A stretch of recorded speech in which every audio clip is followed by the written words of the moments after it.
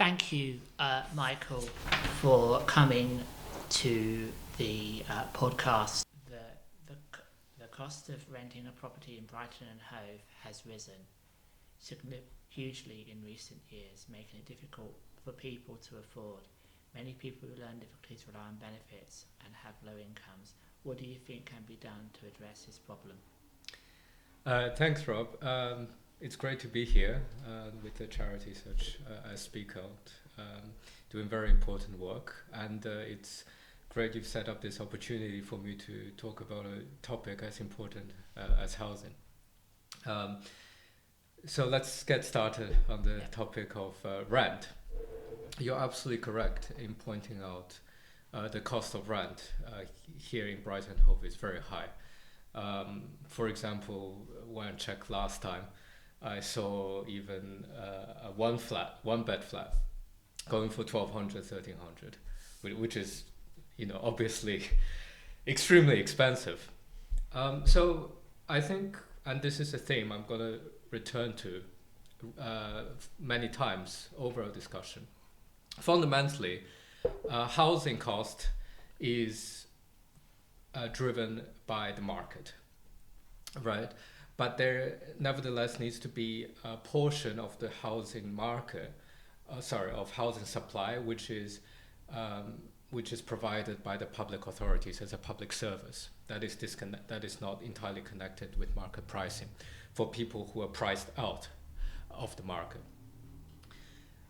If we look at private renting, I agree it's very much affordable, but the bigger problem here is the lack of social rent.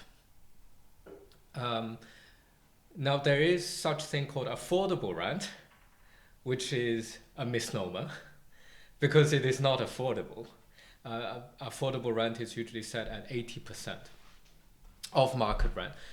So if you think about it, 80% of 1,200, 1,300 a month is still extremely high. So I think the real problem here is a lack of what we might call social rent. Now, social rent is largely provided by the local authority. And again, that's a theme I will return to, I hope we can return to through our conversation, which is the lack of funding for local authorities in our political system.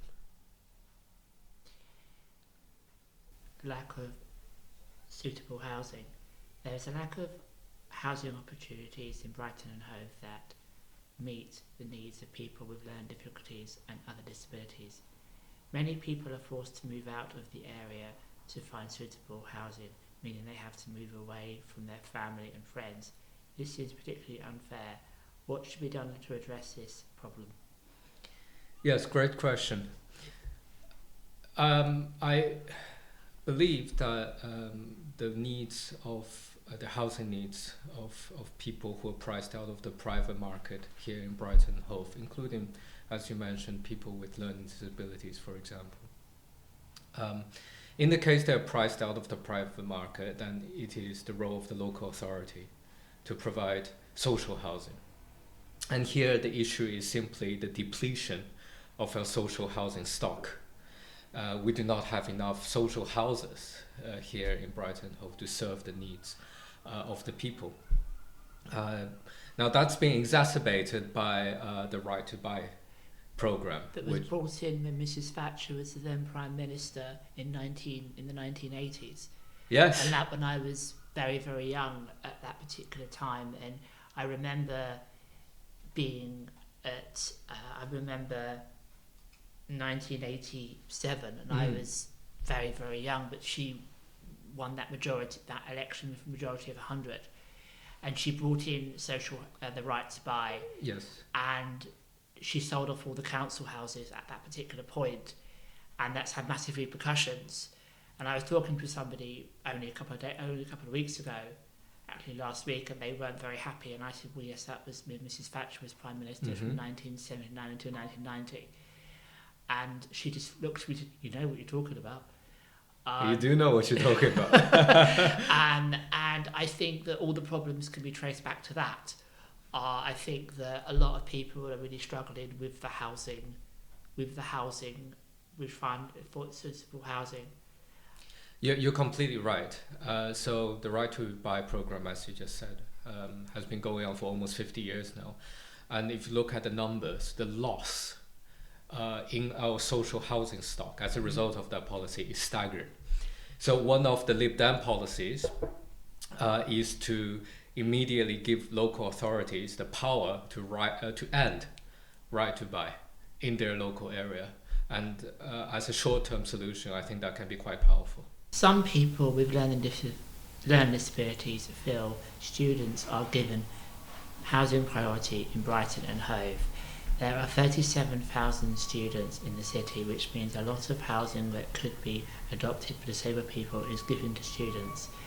There are roughly 6,000 people with learning difficulties in Brighton and Hove, and many of them don't have any suitable housing options. What can be done to balance housing priorities so that everything is fair to everybody? Yeah, so to start with, I think students are a very important part of a city, and they make this place the vibrant city that it is. Now, obviously, we do see a lot of new build student accommodation going up instead of social housing. I believe part of the reason why that is happening is because student accommodation is profitable for developers to build, because students actually have quite deep pockets compared to many people who are, for example, in need of social housing. And this reflects back to the situation where we built, I think, too many houses for the sake of profit. And that ultimately is connected to actually the underfunding of local authorities. What is happening is developers come into these existing spaces where, for example, social houses could be built. But we cannot build these social houses because local authorities do not have the funding. So as a result, developers have quite a powerful bargaining chip when they negotiate with local authorities to say either no house gets built or you allow us to build, for example, student housing for profit. Do you feel that people with learning difficulties who live in Brighton and Hove should have more priority than students? Because at the end of the day, students come and go, and they do. I mean, they come and go. They built up some new student houses in Brighton just around the corner, and they come and go. But the people who live here can't get onto the housing ladder, and that's people who've got learning difficulties. And that, to me, there needs to be some kind of balance there. Absolutely, and I think the balance we need is between building commercial residential buildings for profit and building social housing for the people who really need them. And again, I don't think it's possible to achieve this balance if we continue to put our local authorities in this awful position of having no money to develop lands that could be developed. Well, Brighton and Hove Council is going to be in the red by 2027. Wow, yeah, that's right. And they said that last year earlier this, I think it was, yes, it was last year when it was the local elections, and the Labour lady said, if we take over, and her face was so grey when I nearly fell out my chair, because I was watching it on Facebook, and she said, look, we're going to have to really ring fence a lot of things, and she was trying to make savings because there's hardly any money left in the kitty. That's right. As a party and personally as well, we believe the local authority funding model is fundamentally broken. It is a model where local authorities have to effectively beg Westminster for funding. Yes, they do. It's an ongoing battle that I've heard a lot about because I work for Grace Air as my role as charter checker and ambassador, and there's been running battles with the charities over this issue. Absolutely, and that's a very serious issue. It is a structural issue. It is a fundamental issue that I think neither of the main parties really recognizes and is ready to tackle. Some people feel that students should be not allowed to vote in local elections. There is a feeling that non-permanent residents, they can take the focus away from local issues, such as the rights of people with land difficulties in the city. Do you think this is a problem, and how can this be addressed? So I think it is good that students are able to vote in local elections. In general, I think the line between quote-unquote non-permanent residents and permanent residents can be very artificial. I think student voters generally, actually more than other group of voters, recognize the severity of the housing crisis in our country. And actually young people as a group is quite severely affected by this crisis. So actually I think as a group of voters, they are very receptive to positive housing policies as we're discussing today. Immigration. Some people with learning difficulties have expressed concerns that immigrants are being given housing priority in Brighton and Hove. They feel that this is another group that are being given priority properties that should be adopted and used to house disabled people. The latest census shows that 18% of people living in the city are migrants. This is a huge number. Many people feel that the number of migrants settling in the city is putting a strain on the housing availability. Do you think that this is a fair point, and what should be done to improve the situation? Yeah, so I assume by migrants we mean immigrants. Yes. from overseas, Yes. right? Well, it means, I think immigration is a very, very toxic issue. And I feel we talk about people who come from overseas, people who immigration has become a very, very toxic issue in the last couple of years. I would say since we've had since Brexit happened, and I think that people voted in the referendum back in 2016 on the 23rd of June to take back control. Right. Brackets, and I think that immigration is a massive issue for certain certain areas. So, and you're totally right. It's unfortunate it has become such a toxic issue, in my opinion. So to answer this question, first, I think I just want to make it absolutely clear. For the vast majority of immigrants, they do not have access actually to social housing. It's a condition of their immigration permission, and if they apply, they wouldn't get it, right? So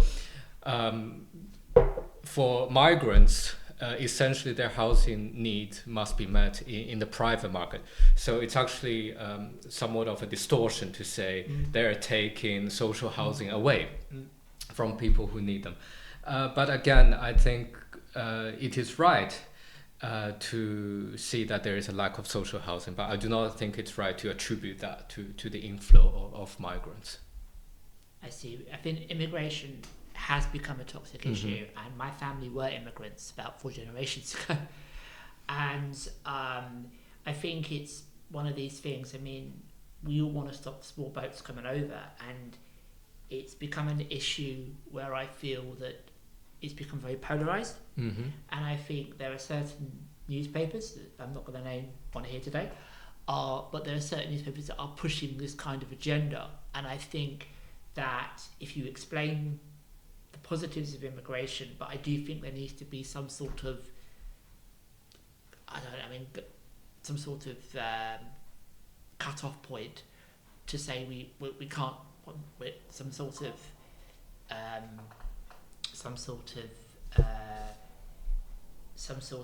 cut-off point to say this is the number that we're taking, if you get my drift. Well, I think first of all, it's very important that when we talk about immigration, we speak the truth and how the immigration system actually works in this country, because I think out of all the issues, it's one of these with the with the most fake news. If I may put it that way. You can use that term. Yeah. Yes, I think it's become a very toxic issue. It's become a very polarizing issue, and I think a lot of people feel that they're kind of either in one camp or the other, and that's unfortunately how it's come across. That's right. I would say that immigration brings a lot of economic benefits to this country. And if we connect it back to housing, if we wanted to, immigrants can build more houses than they take up, right? For every migrant that comes in, they can easily build 2 or 3 houses, and they only need to live in one.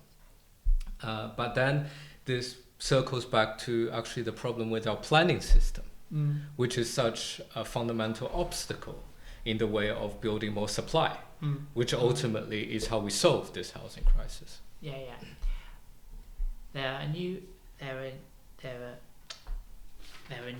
houses being built regularly around the city and in surrounding areas. However, very few of these are affordable houses, and even when they are labelled as affordable, for most people, disabled people, they are neither affordable or suitable. How can the government do to address this issue? Great question. As mentioned already, for example, the label of affordable rent is totally misleading. 80% of market rent is not affordable, right? How it works, I think, is, again, developers come in, they know local authorities in a very weak position to negotiate. There's something called Section 103, which is... Called what, sorry? Section 103, I believe. So this is amount of money that the developers give local authorities in exchange of building less genuinely affordable and social housing in new developments. And I think if you look around the country, there is a lot of underhanded dealing when it comes to that pot of money. And in any case, local authorities generally are hard pressed to strike a good deal for the local residents when it comes to both that pot of money and generally negotiation with developers. One of the policies we have as the Lib Dems is we would abolish what is called hope value. So currently, if local authority wants to purchase a piece of land where they can build a lot of social housing, they have to pay the owner of that land not what the land is currently worth, but what the land would be worth with all these nice houses built on it. So as you can imagine, that hugely inflates the value, which dramatically reduces the local authority's ability to purchase.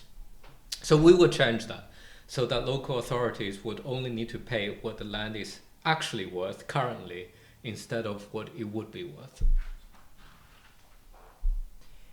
The issue of homelessness has become a major problem in Brighton and Hove. People with learning disabilities are at an increased risk because of becoming homeless. They are often placed in emergency housing alongside criminals, drug addicts,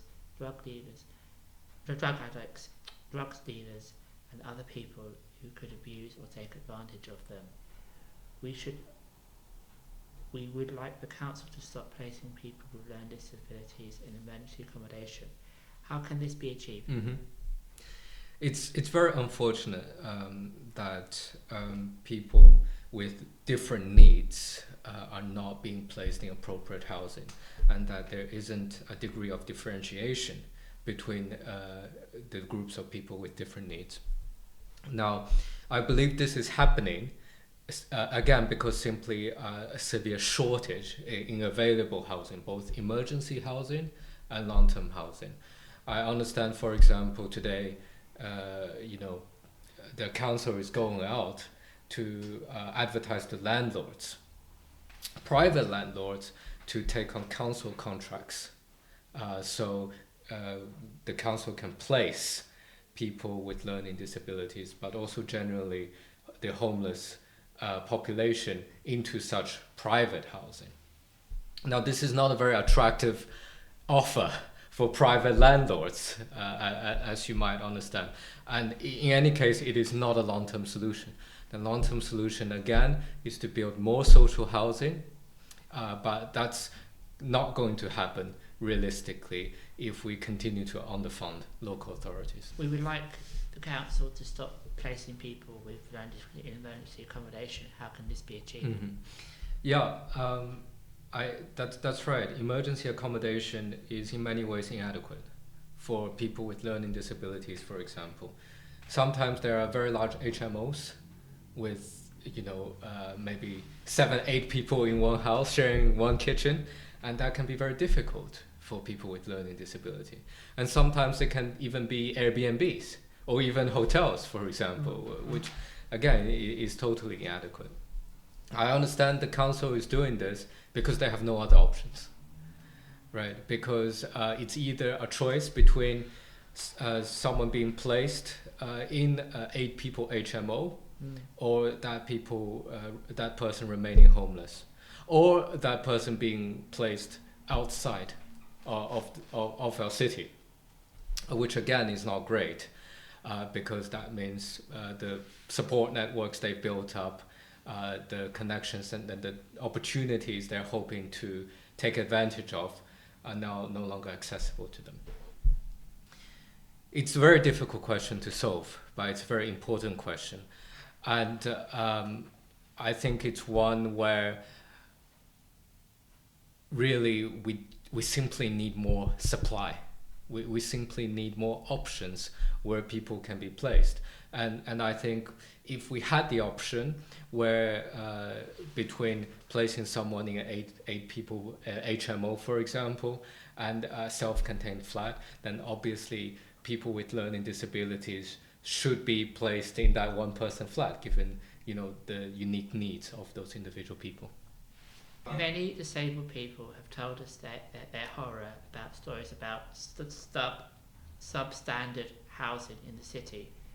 This includes things like exposed electrical wires, leaks and mould. People have told us that when they report these issues, nobody helps them.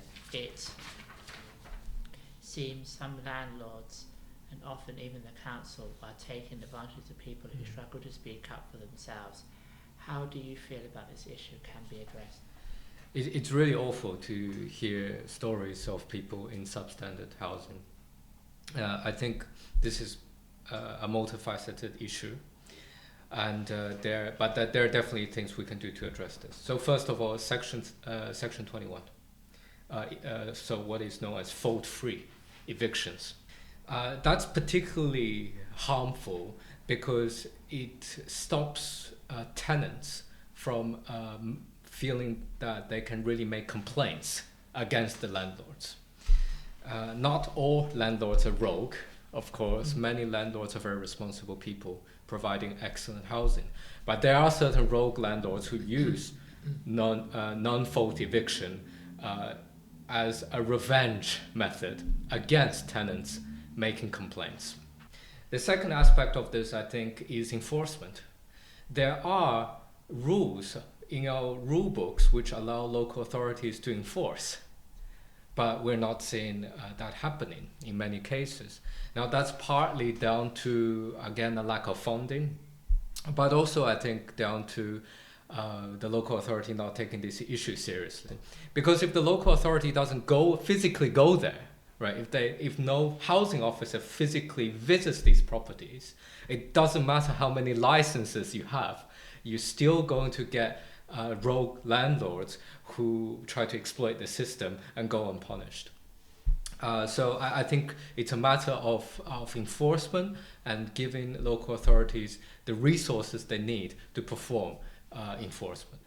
If you think about it, Rob, they've spent 300 million on this policy. How many social houses can we build with 300 million? Exactly. And how many people with learning disabilities can those new houses help? I think an immense amount, right? And I think if local authorities were able to keep more of their revenue, then they would be able to build more of these houses. And that solves so many of the problems we've been talking about with emergency housing, for example. Because with new houses, people with learning disabilities would no longer be placed in these totally inappropriate emergency accommodations. Well, thank you for this interview.